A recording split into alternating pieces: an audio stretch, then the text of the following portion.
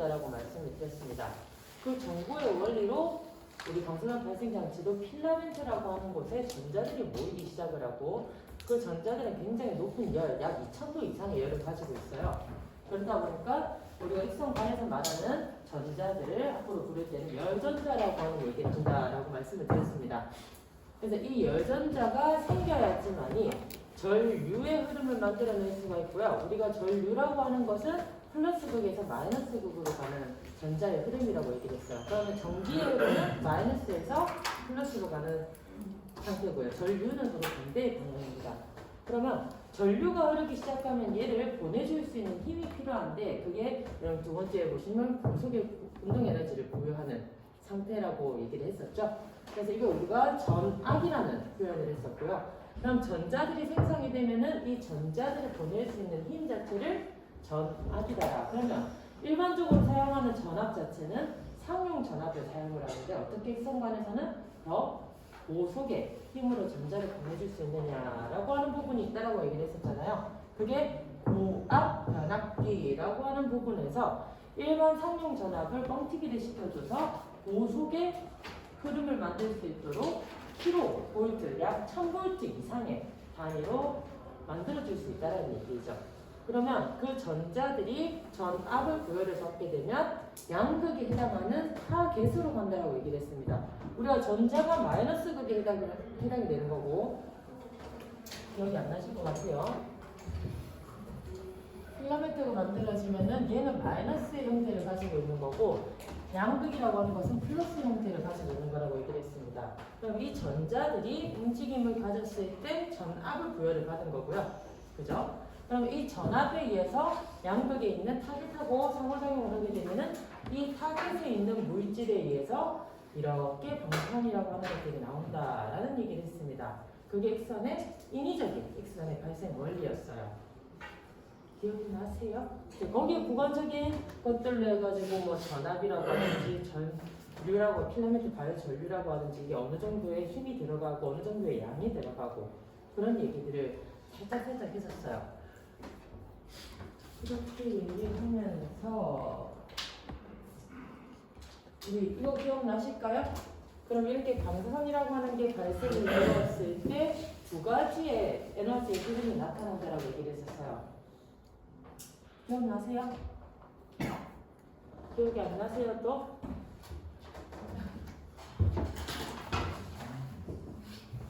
두 가지의 흐름이 나타난다라고 얘기를 했는데 그 두 가지가 연속적인 획선, 즉 연속적인 파일 분포 그리고 특성의 에너지를 가지는 특성 에너지의 분포 두 가지로 발생이 된다라고 얘기를 했습니다. 그러면 이 연속적으로 에너지 흐름에 가지고 있는 분포 자체는 원자의 구조로 봤을 때 원자의 핵이라고 하면 핵 주변에는 전자들이 있을 거 아니에요? 그죠? 이 핵 주변을 지나가거나 아니면 아예 핵 바깥으로 원자 궤도의 바깥으로 흘러 지나갔을 때 발생하는 에너지의 분포가 연속 X사원이다라는 표현을 했습니다. 자, 왜 이렇게 원자가 그려져 있을까라고 하는 부분도 제가 지난 시간에 말씀을 드렸는데요. 이 타깃이라고 하는 물질이 가지고 있는 특성에 따라서 이 원자가 가지고 있는 구조 그리고 이 원자를 훑고 지나갈 수 있는 전자의 흐름이 바뀔 수 있다고 얘기를 했었어요. 그게 무슨 말이냐면 이 타깃이라고 하는 즉 X선이 발생되는 이 양극에 해당하는 부분은요. 일반 진단용 발생 장치에서는 텅스텐이라고 하는 물질을 쓰고 있습니다. 여기 이만큼씩 이렇게 붙어 있어요. 이걸 좀 과대하게 과하게 얘기를 하면은 그럼 여기에 지금 전자들이 가서 부딪혔을 때 이 텅스텐이라고 하는 원자 번호가 높은 물질하고 상호작용을 하게 되면은 주로 원자 번호가 높을 때에는 특성의 에너지 흐름을 가지는 선들이 많이 나오게 되고요. 반대로 이 지점에 해당하는 게 텅스텐이라고 하는 물질이 아니라 이게 아니라 몰리브덴이라고 하는 물질, 즉 원자 번호가 낮은 것들로 들어가 있으면은 이 원자 번호가 낮은 것들은 주로 연속적인 에너지의 분포를 가지고 있다. 그래서 여기 타깃에 해당하는 물질의 물성, 원자의 특성에 따라서 이게 연속적인 에너지를 많이 발생을 시킬 것이냐 아니면 특성적인 에너지를 많이 발생할 것이냐 그게 결정이 된다라고 얘기를 했었어요. 자, 그걸 다른 말로 표현을 하자라고 하면은 우리가 인체 구조 같은 경우에는 뼈도 있고 지방도 있고 근육도 있고 참 다양한 구조들로 구성이 되어져 있어요. 맞죠? 근데 그 중에서 좀 특별하게 살만 있는 부분이 있어요. 쉽게. 이게 유방족이에요.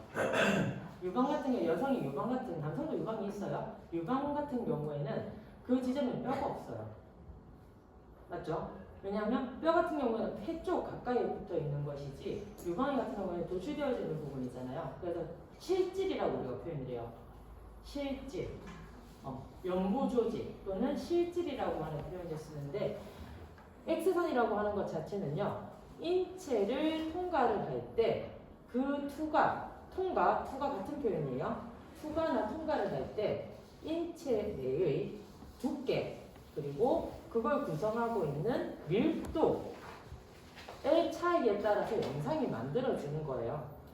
근데 유방 같은 경우에는 실질, 즉 연부 조직으로 물성이 연한 것들로 구성되어져 있기 때문에 인체 내에서의 감약 차이, 즉 영상에서 나타나는 흑백의 차이가 뚜렷하지가 않아요. 그렇다 보니까 원자 번호가 높은 텅스텐 같은 경우에는 사용할 수가 없습니다. 왜? 원자 번호가 높아지게 되면요. 투과할 수 있는 힘 자체도 강해지게 되고요. 그걸 통과해가지고 영상으로 만들어내는 선 자체도 선질이라고 우리가 나중에 배우실 건데요. 질이라고 하는 것 자체도 굉장히 강해지게 돼요. 그래서 원자 번호가 낮은 몰리브덴이라고 하는 물질을 쓰게 되면요. 일반적으로 이렇게 연속적인 에너지 흐름을 분포를 가지는 특성을 나타내는 선을 얻어낼 수가 있습니다. 그래서 보통 우리가 연속 에너지 흐름이 많아진다라고 하면 지금 우리가 보고 계시는 이런 연속 X선 스펙트럼이라고 하는 것이 주로 발생이 된다라고 하는 거. 의 특성을 가지고 있어요. 그래서 이런 연속 X선이 발생이 된다라고 하면은 우리 지난 시간에 스펙트럼 잠깐 보실 때 여기 밑에 해당하는 요 부분 있죠? 요 부분들이 전부 연속적인 에너지의 흐름이다라고 얘기를 했고요.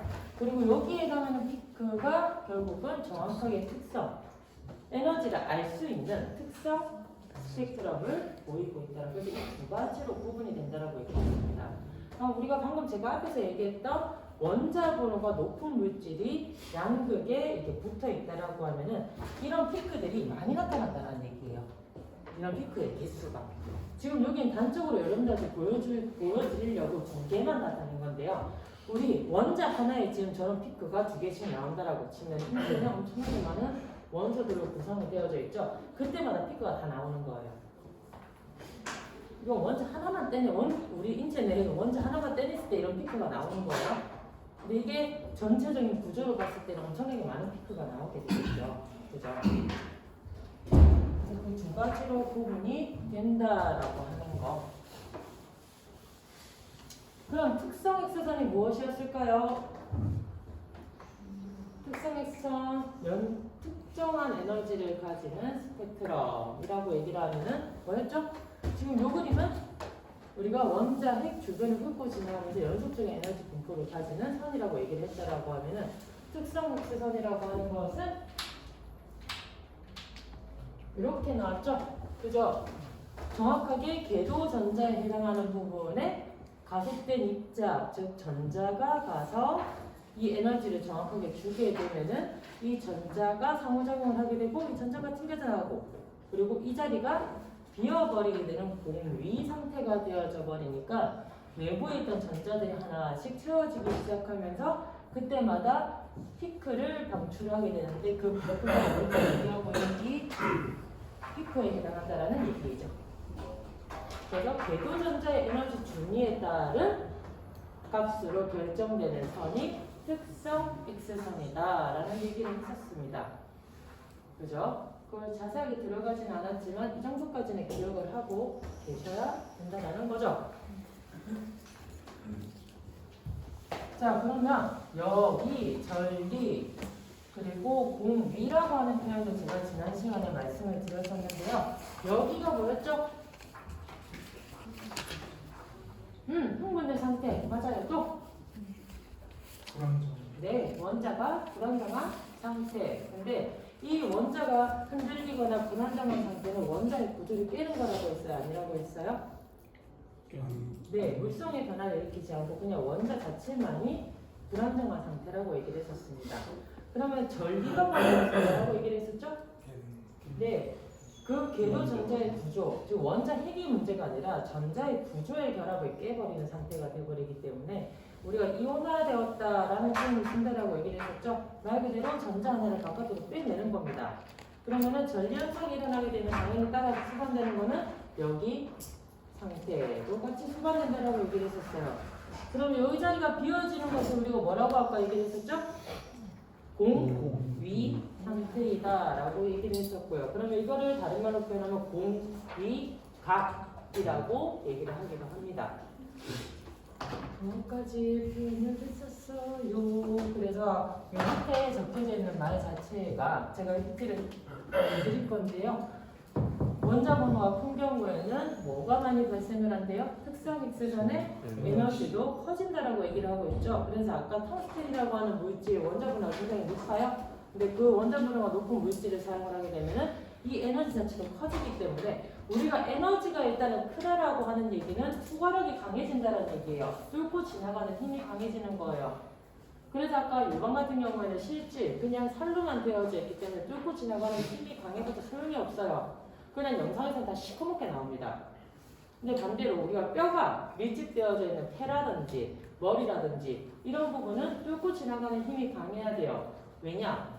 이거를 통과를 해야지 안에 뇌 조직을 볼 수 있고요. 그다음에 폐 같은 경우에는 폐 갈비뼈를 통과를 해야지만이 안에 있는 폐의 구조를 볼 수가 있어요. 그죠? 그렇기 때문에 원자 번호가 높은 물질을 사용할 수밖에 없는 이유가 이런 투과력을 결정할 수 있는 에너지 자체가 결정이 되어져 버리기 때문에 투과력이 크다라고 하는 얘기는 일단은 특성 X간의 에너지도 같이 커져야 된다는 얘기예요. 그래야지 우리 인체 내 구조를 정확하게 분별해가지고 음영을 나타낼 수 있다는 얘기죠.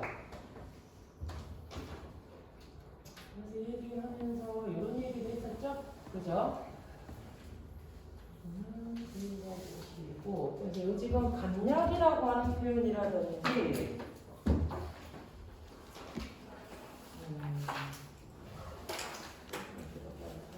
기본적인 거라서 안 들어갈 수도 있어요.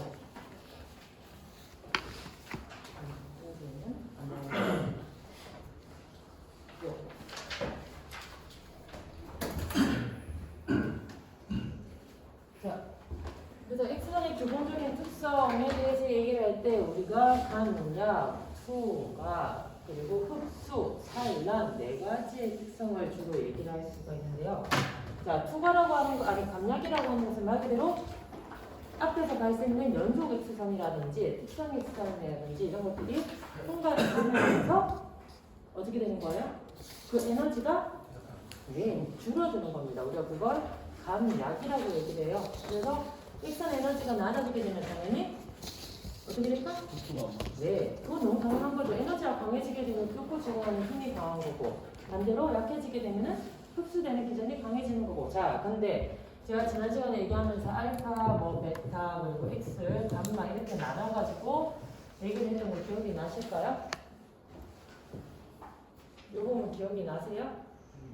자, 알파선, 베타선이라고 하는 것은 입자예요. 그래서 질량이라고 하는 것을 가지고 있잖아요. 맞죠? 그게 전자에 가까운 베타선, 뭐 질량이 굉장히 낮다라고 하더라도 입자예요. 근데 X선이나 감마선 같은 경우에는 전 자기타 방사선입니다. 말 그대로 타동이에요. 타의 형태예요. 그렇기 때문에 인체 내에서의 감약, 즉 줄어드는 에너지가 강한 것은 X선이나 감마선보다는 입자의 형태를 가진, 즉 질량을 가지고 있는 알파선이나 베타선이 감량이 더 클 수밖에 없습니다. 아무리 강한 선이라고 할지라도 이 알파선이나 베타선에 해당하는 에너지가 크다라고 하더라도 질량을 가지고 있기 때문에 인체를 투과할 수 있는 힘 자체는 굉장히 약해져요. 그래서 흡수의 기전이 굉장히 클 수밖에 없습니다. 흡수가 많아지게 돼요. 여기 질량을 가지고 있는 것들. 그럼 반대로 얘네들은 뚫고 지나가는 투과의 힘이 더 강해지게 되겠죠. 그러면 감량은 얘가 많이 일어날 거고 흡수도 얘가 더 많이 발생을 할 겁니다. 그럼 산란의 개념에서 봤을 때는 우리가 산란이라고 하는 것은 튕겨져 나가는 거예요. 맞죠? 자, 그러면 튕겨져 나가는 건데 이 산란의 개념은 X선에서는요. 인체를 투구하고 난 다음에 튕겨져 나가는 선들을 얘기하는 거예요. 그러면 인체를 투구하는 게 어떤 게 더 높다라고 얘기를 했어요? X선 감마선이죠? 그럼 산란의 기전도 당연히 X선 감마선이 더 높을 수밖에 없어요. 지금 요 들어가기 전에 먼저 제가 줄여서 말씀드리는 거예요. 그러면 투과하고 산란의 기전은 이 X선 감마선이 클 수밖에 없고 흡수하고 감량은 알파선이나 베타선이 더 클 수밖에 없습니다. 자, 이거를 쪼개서 이제 나타낼 거예요. 크게는 질량하고 질량을 가지지 않는 직접 전리와 간접 전리 두 가지로 지금 분리를 해서 말씀을 드린 거고요. 자, 우리가 이거를 직접 전리 방사선이라고 얘기를 했었죠? 그죠? 밑에 거를 간접 전리 방사선이라는 게 여기 지금 빠진 게 중성자 하나가 빠져있어요. 그건 지금 제가 일부러 얘기를 안 하는 겁니다. 중성자의 특성은 다르다라고 제가 첫 시간부터 얘기를 했어요. 두 번째 시간부터. 중성자는 잠깐 빼놓고 하의 형태로 가지고 있는 거, 입자의 형태로 가지고 있는 거. 자, 그러면은 이걸 조금 더 쪼개가지고 다시 한번 정리를 해보시게 되면은 알파선이라고 하는 것은 헬륨핵의 흐름이라고 얘기를 했었어요. 그래서 굉장히 질량이 큰 특성을 가지고 있어요. 맞죠? 그럼 최소 얘가 가지고 있는 질량값이 4라고 치면은요. 지금 베타선에 해당하는 것은 9.1 곱하기 10의 마이너스 31생 kg이에요. 자, 이 4라고 하는 거를 꼭 kg이라고 얘기해 칩시다. 어차피 이거를 지금 환산해가지고 하는 건 안 알려드렸기 때문에 얘로서 지금 말씀을 드리는 거예요. 이거보다 더 나은 게 그냥 수소로 얘기를 하면 되겠네요. 수소. 수소 같은 경우에 질량 하나를 가지고 있는 거예요. 1제로이기 때문에 1의 질량을 가지고 있는 거예요. 킬로그램이라 하지 말고. 자, 그러면 질량이 4인 핵종과 질량이 1인 핵종을 비교를 했을 때에는 어떤 게 더 질량이 큽니까? 4. 자, 그러면은 이 4라고 하는 질량이 종이 한 장을 앞에 놔뒀어요. 어떻게 더 흡수가 커져요? 당연하죠. 그래서 알파선이 제일 무겁습니다. 그렇다 보니 우리가 종이도 원자번호를 가지고 있고 종이의 물성이 질량 가지고 있잖아요. 그죠? 이 종이를 구성하는 물질들이 있겠죠. 자, 그리고 이 종이의 이렇게 비교를 하면 안 되는데 종이가 가지고 있는 가장 많은 원소 중에서 하나가 탄소 12번에 해당하는 것들. 탄소에 해당하는 것들. 이 가장 많이 분포되어져 있고요. 그 다음에 요 뒤로 만약에 알루미늄이라고 하는 조금 더 두꺼운 물질이 놔뒀다라고 얘기를 해볼게요. 그러면은 얘는 질량이 너무 크기 때문에 이 종이 한 장을 뚫고 지나갈 수가 없어요.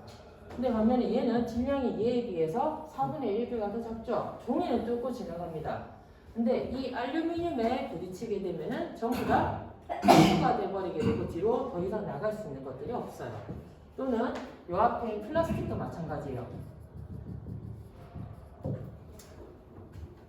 보통 플라스틱이나 알루미늄과 같은 원소들이 원자의 구조들이 들어가 있으면은 일반적으로 얘기하는 베타선 에너지는 다 차폐라고 막아줄 수 있는 정도가 가능해요. 그래서 이런 질량이 큰 거나 작은 거, 일단 질량을 가지고 있는 거에 따라서 최대에 들어갈 수 있는 것은 베타선이 알파선보다는 더 투과가 크고요. 그리고 흡수는 더 작습니다. 얘네 두 개만 비교를 하게 되면. 그래서 제가 지난 시간에 얘기할 때 알파선 같은 경우에 질량이 굉장히 크기 때문에 얘가 뚫고 지나갈 수 있는 것은 안 되고 더 이상 들어갈 수 있는 곳이 없다고요. 제일 마지막에 돼 있는 부분이 굉장히 원자번호가 낮은 것들의 흡수가 될 것이다 라는 얘기를 했었어요. 자, 그러면서 알파선이 보통은 헬륨핵에 흐르기 때문에 외부에서 받는 선보다는 내부로 들어갔을 때 위험하다라는 얘기도 했었습니다. 그래서 폐에 들어가면 못 나온다라고 얘기를 했었죠. 그죠? 자, 그러면 X선, 감마선 같은 경우에는 파의 성질을 가지고 있기도 하고요. 전자기파의 에너지에서 굉장히 큰 흐름을 보이고 있죠. 그죠? 그렇기 때문에 이런 지금 방금 얘기했던 종이, 알루미늄, 플라스틱 다 뚫고 지나갑니다. 투과력이 커요. 그래서 보통 얘네들을 막아줄 수 있는 거 들어보셨을 거예요. 납, 텅스텐 정도의 물질이 있어야지만이 얘네들을 막아줄 수가 있어요. 금도 마찬가지고요. 다 원자번호가 82번 이상인 것들입니다. 굉장히 높은 원자번호를 가지고 있어야지 얘네들을 다 흡수를 시킬 수가 있어요. 그래서 얘네들을 쭉 읽어보시게 되면 당연히 에너지가 낮으면 흡수가 많아지고 투과력이 증가되고 산란선도 많아진다라고 얘기를 했어요. 지금 여기에서 얘기하는 투과력이나 산란이라고 하는 부분은 X선이나 감마선에 해당한다라고 생각을 하시면 되고요. 이 부분에 해당하는 부분은 여러분들 알파선이나 델타선에 해당한다라고 생각을 하셔도 상관없어요. 근데 우리가 X선 에너지도 나중에 뒤에서 제가 방사선 물력 파트로 들어가면 얘기를 하겠지만 저 에너지 X선도 있어요. 아주 에너지가 낮은 것들. 우리가 그런 것들을 지금 저기가 산란이라고 하는 거 보이죠? 다른 말로 우리가 산란선이라고 표현을 합니다. 에너지가 굉장히 낮은 X선들. 그거는 또 인체 표피에서 전부 다 흡수가 되고 없어져요. 에너지가 낮기 때문에.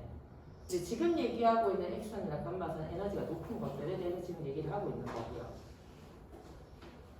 그래서 여기 보시면 X는 물체가 통과를 할 때 밀도가 높은 부분에 부딪혀서 뭐예요? 흡수 또는 산란. 자, 그럼 여기에서 얘기하는 밀도가 높은 부분 그리고 두꺼운 부분은 뭐를 얘기를 하죠? 인체 내에서?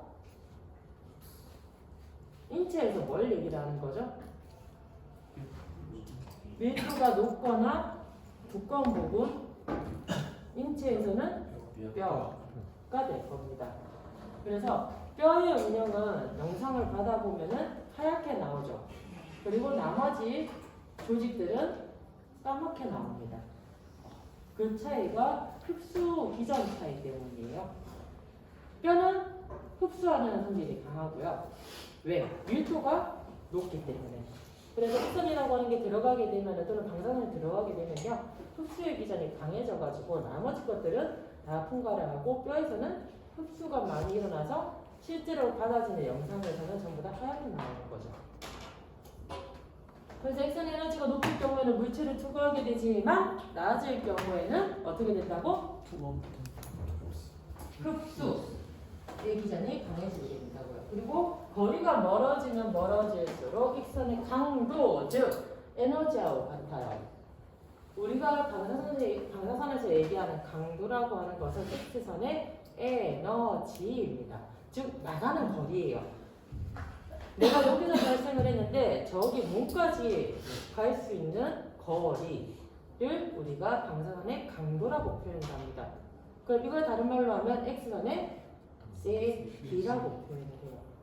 거리가 멀어지면 멀어질수록 대기 중에서의 원자들 또는 원소들하고의 반응이 일어나기 때문에 멀어지면 멀어질수록 그 세기 자체는 줄어들게 됩니다. 그걸 우리가 뒤에서 배우실 거리 역자성의 법칙이다라고 얘기를 하는 거고요. 그래서 얘를 정리하면 이렇게 얘기를 할 수가 있는데요. 또 다르게 수거는 방금 얘기했고요. 전리라고 하는 것은 아까 얘기했죠? 전자 하나를 이탈시키면서 이온화시키는 거 우리가 전리작용을 이탈이다라고 표현을 하는 거고 그러면 사진이라고 하는 것은 뭐죠? 찍어내는 거예요. 이렇게. 그래서 우리가 필름을 예전에 사용을 했기 때문에 강광작용이다라고 다르게 표현을 하는 거죠. 강광이 되려고 하면은 뭐가 필요해요? 네, 빛이 필요합니다. 그러면 X선이나 감마선은 빛이에요. 빛이잖아요. 파장의 높은 영역 되잖아요. 광자잖아요. 빛 광자를 써서. 그래서 파장이 굉장히 큰, 높은 파장이니까 단파장이라고 얘기해요. 파장이 짧으면 짧을수록 에너지가 강해지게 되니까. 그죠? 그래서 빛을 강하게 만들어낸 선이라고 해서 광자라고 하는 표현을 쓰는 겁니다. 우리가 그걸 영어로 포톤이라고 얘기를 하는 거고요. 그러면은 빛이죠, 결국은. 그러니까 빛은 필름에 들어가게 되면은 우리가 노광 현상이라고 표현을 하는 거 들어보셨을까요? 빛이 스며든다 라고 하는 표현을 노광이라고 해요. 노출되었다. 노출되는 광선을 줄이면은 노광이라고 얘기를 해요. 아날로그식 카메라를 하면은 셔터가 닫혀 있다가 사람이 누르는 순간 그 셔터가 열리면서 그 사물이 사진기 안으로 들어오게 되죠. 그때 그 들어온 빛의 양만큼이 우리가 프레임 수라고 얘기를 하잖아요. 프레임 개수라고 하잖아. 요 어르신들 아시죠? 네. 어르신들 아실 거예요. 우리 젊은 애들은 모르실 건데 저도 그렇게 써봤지만 셔터를 찰칵하면 그 누르는 순간에 빛이 들어오는 겁니다. 그럼 그 빛 안속에는 아날로그 필름 안에 보면 동그랗게 되어져 있고 필름이 담겨져 있어요. 근데 그 들어오는 셔터의 속도에 맞춰가지고 그 필름 안에 빛의 양이 들어오는 게 사물이 인식이 되는 거예요. 그게 필름의 원리입니다. 거기에 색감을 입힌 거예요. 그래서 우리가 인화를 하게 되면은 색깔별로 사람의 내용이 또는 배경이 나타나게 되는 거죠. 방사선은 똑같습니다. 그러면 인체를 투과하는 순간 투과를 하면서 그 감략되고 흡수되고 하는 것들이 최종적으로 받아지는 거는 필름에 들어올 거예요. 그럼 그 필름에 들어와서 얘가 딱 잡혀져 있으면 우리가 그 흡화되었다라고 표현을 해요. 들어가서 하나씩 박혀져 버렸다. 필름에. 그럼 얘를 인화를 시켜야 될 거 아니에요. 그죠? 그러면 당연히 어디 들어가야 돼요? 네, 암실에 들어가야 돼요. 마찬가지입니다. 얘를 광자를 이용을 해가지고 필름에 녹여들여 버렸기 때문에 방사선으로 받아낸 필름도 암실에 들어가서 얘를 인화를 시켜야 돼요. 똑같아요. 인화하는 원리는. 그래서 우리가 일반적으로 얘기하는 사진의 원리나 방사선에서 얘기하는 사진의 원리는 다를 게 하나도 없습니다. 그걸 인체를 통과하는 에너지냐 아니면 바깥으로 보이는 그냥 사물의 배경이냐 그 차이밖에 없다라는 거죠. 그래서 그걸 감광작용이라고 얘기를 하는데 이게 필름에 충돌을 하게 되면은 이게 흑화 즉 녹아들어가게 되고요. 그 점이 찍히기 시작을 하고요. 그럼 이 흑화되는 정도가 결국은 방사선에 들어온 양입니다. 필름으로. 그래서 거기에 따라서 시커멓고 하얗고 음영이 만들어지는 거고요. 자 그러면 이러한 흑화 하얀색이 있고 검은색이 있고 필름상에서 영상을 나타내게 되면은 그 정도에 따른 우리가 피폭 선량이 어느 정도 되었다라고 추정치를 읽어낼 수가 있습니다. 영상에 농도값을 측정하는 농도계가 있어요. 그 농도계 나중에 여러분들 배우실 건데요. 지금 여러분들 알고 계셔야 되고요. 농도계 분들은 QC 시험에 나와요. 농도계 수치에 찍히는 1, 2, 3 수치에 따라서 그게 방사선이 얼마만큼 들어왔다라고 추정을 할 수가 있어요. 그걸 우리가 농도계라고 얘기를 하는데 그래서 피폭 선량의 측정의 원리로 이용을 하고 있습니다. 실제로. 그거의 대표적인 게 우리가 법정 선량기로 얘기하는 필름 배지 나중에 배우실 건데 그런 배지로 우리가 피폭이 어느 정도 되었다라고 하는 것을 추정할 수 있다는 얘기죠. 자 그러면 밑에 보시면 형광작용이라고 하는 게 있는데 실제로 우리가 필름에 방사선을 받아가지고 인체에 투과한 에너지를 측정하는 것은 굉장히 어려워요. 그게 무슨 말이냐면 아까 제가 양극이 있고 음극이 있고 여기서 발생하는 X선의 양이 결국 우리가 인체에 부딪혀가지고 밑에 필름으로 들어올 거 아니에요. 근데 그때 발생하는 X선의 양은 1% 정도밖에 안 돼요. 나머지 99% 또는 99.5% 정도 될 겁니다. 얘네들은 다 열로 없어져 버려요. 그럼 약 0.5%에서 1%의 정도의 방사선으로 가지고 영상을 만들어내는 겁니다. 그럼 이 영상을 만들어내려고 하면 이 정도의 아주 미약한 선 가지고 영상을 만들어내는 거는 사실상 불가능해요. 그렇다 보니 이 형광작용이라고 하는 것은 나중에 여러분들 증감지라고 하는 것을 저하고 같이 보실 건데요. 빛의 감도를 증가시켜 줄 수 있는 용지, 빛의 감도를 증가시켜 줄 수 있는 용지를 우리가 증감지라고 얘기를 합니다. 그래서 필름이 있으면요, 그 필름 위에 증감지라고 하는 종이가 들어가 있어요. 하얀 색깔로 생겼습니다. 그럼 그 하얀 색깔 종이 밑에 필름이 들어가 있고 뚜껑이 닫혀져 있는 거예요. 그럼 먼저 방사선이 발생이 됐을 때 증감지라고 하는 게 먼저 이렇게 방사선이 이렇게 들어오게 되고요. 여기 사람이 이렇게 누워 있겠죠, 그죠? 그러면은 요 밑에 증감지에 먼저 빛이 들어와서 부딪히게 될 거고, 빛은 X선이 될 겁니다.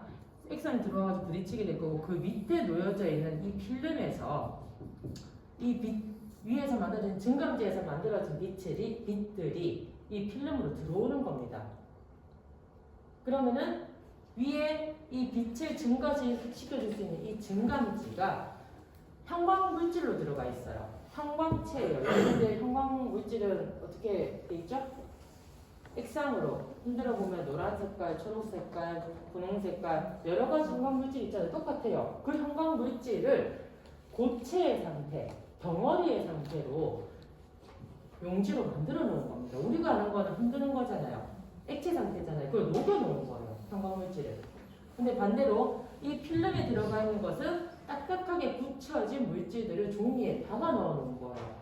그러면은 형광물질이 여기 증감지라고 하는 것에 박혀 있을 건데 빛들이 이 형광물질에 부딪히게 되면 각각의 색깔을 내게 될 겁니다. 그러면 그 색깔들이 이 필름 안에 들어오게 되면은 여기서 증감지라고 하는 부분에서 형광체가 빛을 증폭을 시켜버리기 때문에 더 적은 X선의 양으로도 이 빛이 번쩍하고 필름에 녹아 들어가는 거예요. 그러면 피폭설량을 줄일 수가 있어요. 이 정도의 양 가지고도 충분히 여기에 들어갔다가 나오는 빛의 양을 가지고도 영상을 만들어낼 수 있다는 거죠. 우리가 그 원리 자체를 형광작용이다라고 표현을 해요. 그래서 방사선이라고 하는 것은 이렇게 네 가지의 특성을 가지고 있다고 얘기를 하네요. 그래서 자극을 받은 특정 물질, 이게 형광물질, 즉 증감지라고 하는 게 될 겁니다. 그래서 빛을 발하는 작용을 가지고 영상을 만들어낼 수 있다라고 하는 거. 자, 이거는 여러분들 보시면서 다 하게 될 부분들이고 굳이 있고 없습니다. 그러면 쉬고 오시면요, 제가